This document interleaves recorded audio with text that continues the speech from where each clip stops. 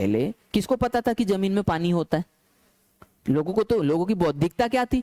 पानी कहाँ होता है? नदी में होता है, जमीन पे थोड़ी पानी होता है, लेकिन खोदेंगे तो मिलेगा। अब बात समझ में आ रही है? तो महत्व बहुत गहरा है। तो कुओं के साक्ष्य हमको कहां से मिले हैं? मोहनजोदड़ो।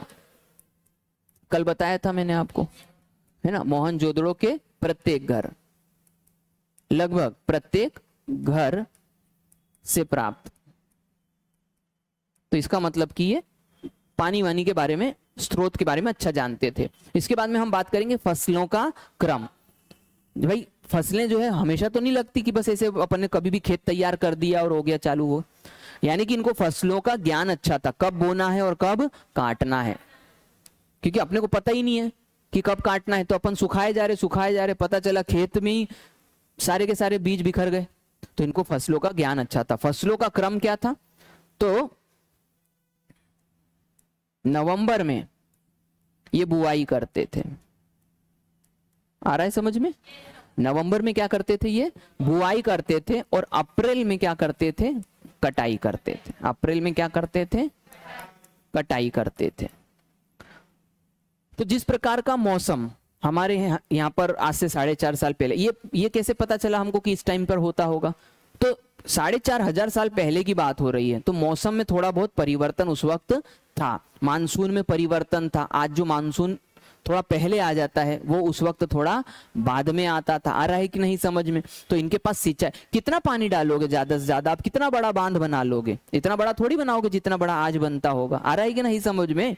तो कितना पानी लगेगा? तो पानी तो तभी अच्छी खेती हो पाएगी जब ज्यादा होगा, और ज्यादा पानी सिर्फ बरसात से आएगा, हाँ या नहीं? तो इसका मतलब कि बरसात का आसपास का जो टाइम था वो क्या था? नवंबर के समय का ऐसा माना जाता था। और उसके बाद में हम अप्रैल में जाकर के, गर्मी पड़ती थी, फसल सूख जाती थी, कटाई हो जाती थी। क्या मेरी बात समझ में आ रही है? अच्छा, अभी भी गेहूं कब लगते हैं? कुछ अंदाजा है आपको? गेहूं कब लगते हैं? अक्टूबर में लगते हैं कि नहीं लगते? और कटते कब हैं? मार्च में। अच्छा, क्यों गेहूं उस टाइम पे क्यों लगते हैं? क्योंकि नहीं बेटा, गेहूं को ठंडी चाहिए।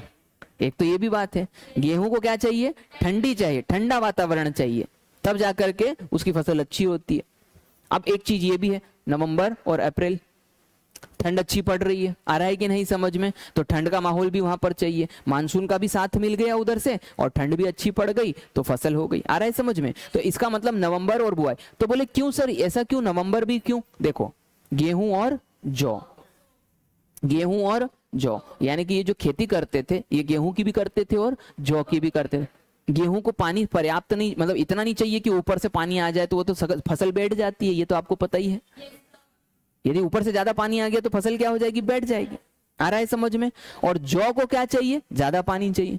जौ को क्या चाहिए? ज्यादा पानी चाहिए। तो इस वजह से गेहूं और जौ के साक्ष्य से भी हमने पता करा कि इनकी फसलें किससे किस समय पर लगती होगी। गेहूं और जौ की बात करें तो गेहूं के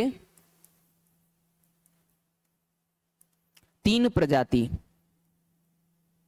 गेहूं की कितनी प्रजाति मिली है? 3 प्रजाति, है ना?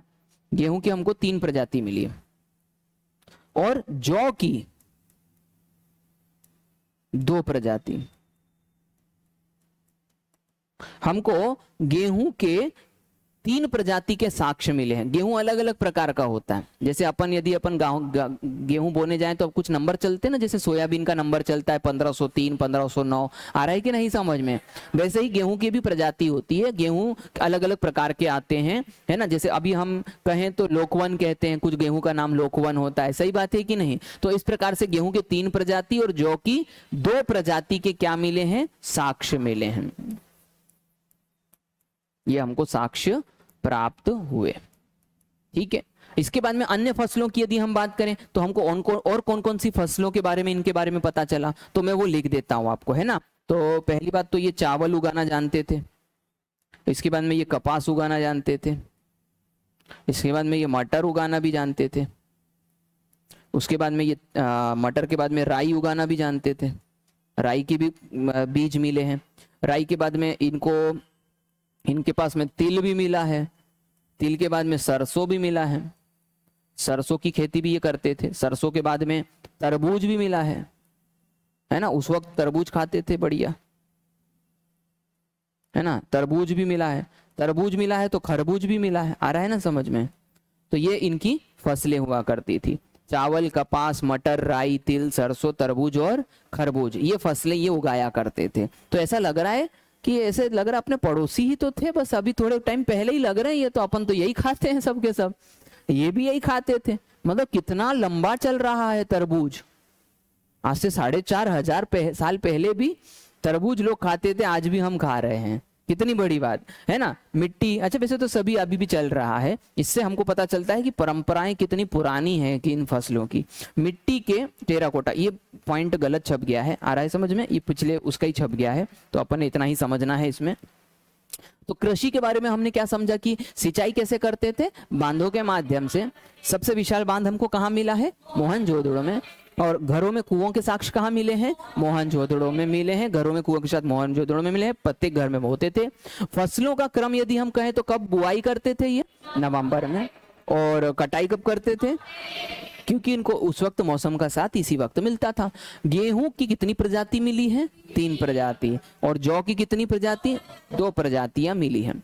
अन्य फसलों की यदि हम बात करें तो चावल, कपास, मटर, राई, तिल, सरसों, तरबूज, खरबूज, है ना। अब मुझे ये कैसे याद हुआ, मैं आपकी मदद कर देता हूँ, थोड़ा बहुत आपको भी याद हो जाएगा। देखो पहली बात तो चावल भी सफेद होता है और कपास भी सफेद होता है, तो सफेद सफेद से याद हो जाएगा। फिर मटर और राई गोल गोल होती है, एक बड़ी होती है एक छोटी होती है, ऐसे याद हो जाएगा। फिर तिल और सरसों दोनों से तेल निकलता है, वैसे याद हो जाएगा। और तरबूज खरबूज तो तरबूज खरबूज ही होते हैं, वैसे याद हो जाएगा। आया कि नहीं समझ में, तो हो गया। ऐसे ऐसे कोशिश करना, थोड़ा सा याद करने के लिए क्रिएटिव बनना, इमेजिन करना, चीजों को देखने की कोशिश करना। आ रहा है समझ में, जो चीजें दिखती नहीं है वो कंफ्यूज करती है, याद नहीं होती है, ठीक है। तो हमने कृषि का ये वाला हिस्सा भी देख लिया। कृषि के बाद में 1.3 कृषि को ही समझ रहे हैं। हमको चावल के भी साक्ष्य मिले हैं, हमको चावल के भी साक्ष्य मिले हैं, और चावल के साक्ष्य हमको 2 जगह से मिले हैं, एक तो लोथल से मिले हैं और दूसरा रंगपुर से मिले हैं। कहां से मिले हैं, लोथल और रंगपुर, 2 जगहों से हमको ये साक्ष्य मिले हैं, दोनों ही गुजरात की जगह है। आ रहा है समझ में। तो बोले कैसे मिले हैं, तो एक्चुअल में जब सफाई हो, मतलब जब ये पुरातत्ववेत्ता जब ऐसे साफ कर रहे थे ब्रश से, तो फर्श में 2 दरार, जो